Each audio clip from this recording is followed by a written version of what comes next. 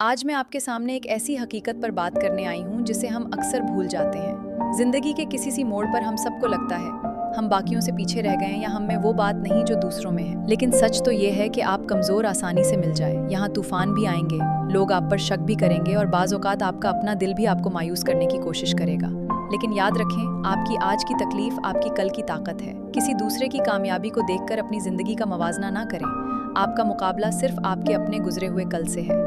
जब भी दिल कहे कि अब बस, तो अपने आप से पूछें कि आपने शुरू क्यों किया था। आपके अंदर वो ताकत मौजूद है जो पहाड़ों को हिला सकती है। बस शर्त यह है कि आप खुद पर यकीन रखें। अपने ख्वाबों के लिए लड़ना मत छोड़ें, क्योंकि गिरते वही हैं जो दौड़ते हैं। उठें, खुद को संभालें और दुनिया को दिखा दें कि आप क्या कुछ कर सकते हैं। खुद को कभी कमजोर ना समझें, क्योंकि आप मुनफरिद हैं, आप बेहतरीन हैं।